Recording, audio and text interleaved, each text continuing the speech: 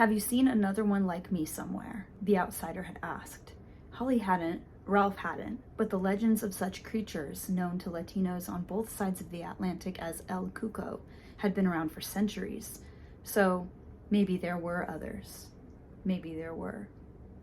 And as they always say, if it bleeds, it leads. Hello, my beautiful friends. My name is Miranda. Welcome to my universe. And today we are going to be talking about If It Bleeds by Stephen King. This is a collection of short stories, so I feel like the best way for me to do this video is to split it up into the 4 categories. I will talk about each story and give a review for them specifically, and this will all be spoiler free. I do not want to ruin any surprises for you in this video. Overall, I gave this book 5 out of 5 stars, but I do have specific things I want to touch on for each story. I think each thing did a great job in specific areas, so I wanted to give each story the attention it deserves. So buckle up, friends, we have a lot to cover. Story 1, Mr. Harrigan's Phone. This short story is quite an interesting one. We follow around our main character, Craig, who I believe is 14 or 15 years old, as he befriends an old man up the street from him named Mr. Harrigan. Now, Mr. Harrigan is very wealthy, however, he is not into recent technology. So after much persuading, Craig finally gets the old man to have a cell phone. Now, eventually, Mr. Harrigan passes away, and after his funeral, Craig walks up to the body with his phone, because it is an open casket funeral, and he puts the phone into the front pocket of his jacket. This leads to the phone being buried underneath 7 feet of dirt. Now, all is fine. Obviously, Craig is in mourning for Mr. Harrigan, and every once in a while he decides to call up his phone just to leave him a message. Very sentimental. He was trying to deal with his grief, right? It gets creepy. In the middle of the night, Craig gets mysterious text messages from Mr. Harrigan's number. And it's never actual words, but instead it's a jumble of words. That is all I'll give you plot-wise, because I do not want to spoil anything further, but it was creepy. I didn't exactly think it had a lot of structure to it, which is why I gave it 4 out of 5 stars. It was a great concept. It was all there. There's actually a movie on Netflix about it, so I do want to watch that soon. Update from editing Miranda here in my office. I watched the movie, Mr. Harrigan's Phone, and it is really good. I really liked it. I think I liked it more than the short story. It adds a lot more depth to it. You really get to feel Craig's grief in this movie. The emotions were really real in the movie in comparison to the book. I really loved it. I think that they did a really great job with it. There were direct quotes in the movie that came specifically from the short story, so I think it was really well done. Second story, The Life of Chuck. I actually have a full video on my channel about this specific short story, so I will not give too much detail about it. But The Life of Chuck is a short story that is split up into 3 acts. And actually, you can read them backwards, so Act 3, 2, and 1, and it will tell a different story. I don't really know how to explain an overall gist of what this story is about, because it is very layered and has a lot of deeper meanings that I can't simply just explain in a single sentence or even a single synopsis. But overall, there are a lot of different themes that Stephen King explores in this short story. He talks about how important every single person on the earth is, and how we as humans have our own worlds inside of our heads. I really loved it, especially as somebody who loves stories and loves writing. I appreciated it a lot, and I think Stephen King did a phenomenal job, especially because I have never seen a story written in such a format as The Life of Chuck. I loved the acts, and I loved that it had so much more to it than just surface level. Those are my favorite kind of King stories. Story number 3, If It Bleeds. This is the one I'm going to talk about the most, not only because it is the longest short story in this book, but also because it probably is my favorite. If It Bleeds follows around Holly Gibney, and if you have been watching my channel for a little bit, you know who Holly Gibney is. My girl Holly is a reoccurring character within the Stephen King universe. You can find her in Mr. Mercedes, Finders Keepers, End of Watch, which is all a part of the Bill Hodges trilogy, as well as The Outsider. And soon, Stephen King is coming out with a novel all about Holly Gibney, and it is, of course, titled Holly. Now, what's up with all the uproar about Holly? What makes her so special?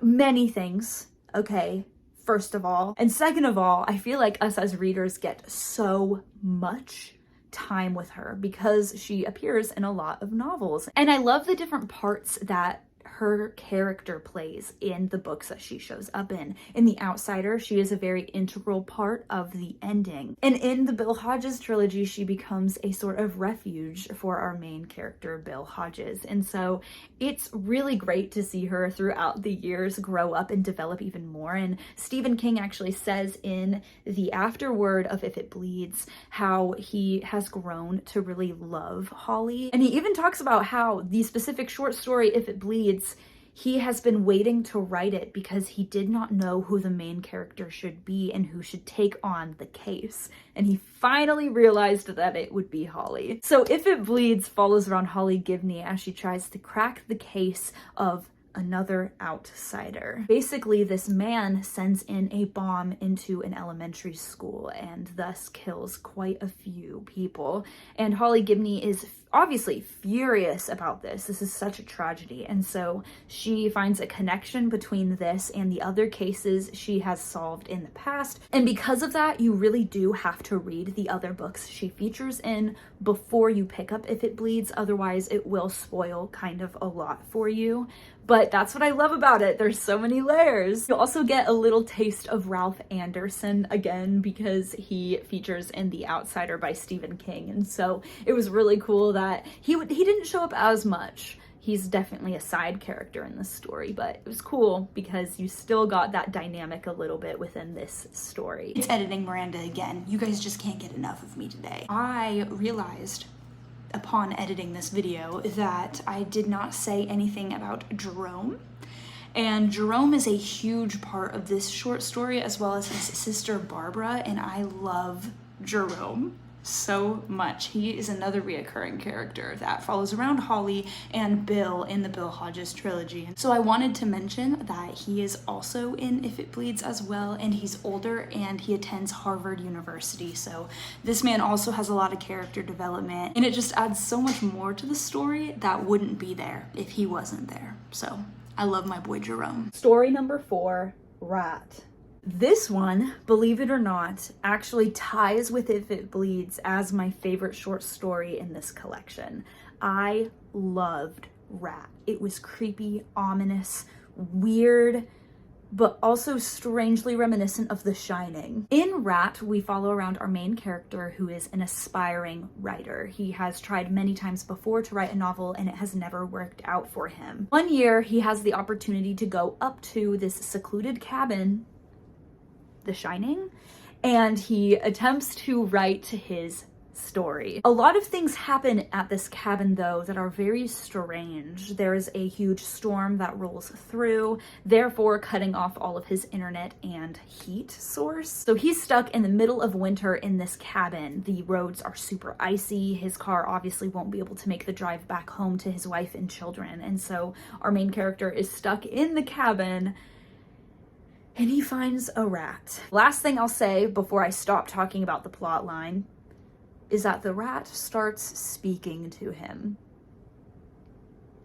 And there you go. There's the synopsis for Rat.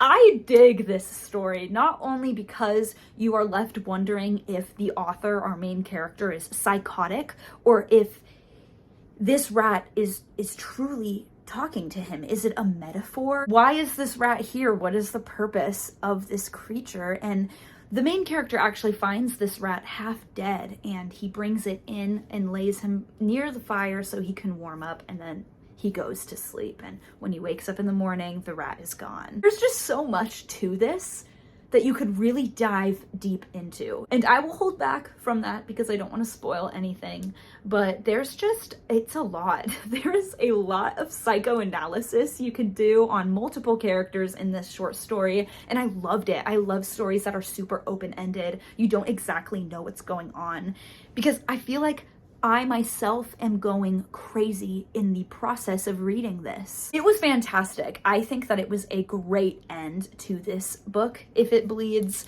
I loved that Mr. Harrigan's Phone was the one we opened up with because that one I think was weaker than the other 3 short stories, so they only got better and better as you read. Overall, I really liked this book, which is funny because it is one of Stephen King's newer publishes, and because of that, a lot of people hate on it and say, oh, old Stephen King is so much better than new Stephen King, but I have to kindly disagree. I love a lot of Stephen King's newer works as well as his older works, and this is absolutely no different from that. I loved these short stories. They made me think about deeper issues and really soul search in a way. It got me thinking, it got me really creeped out, and I absolutely loved it. And that's about it for this review of If It Bleeds. I hope you all enjoyed. If you have read any of these short stories, please comment down below your thoughts and feelings. How did you like this book? Thank you all so much for all of your watches and your likes and your comments. Thank you so much for supporting me. You are helping me pay off my master's degree,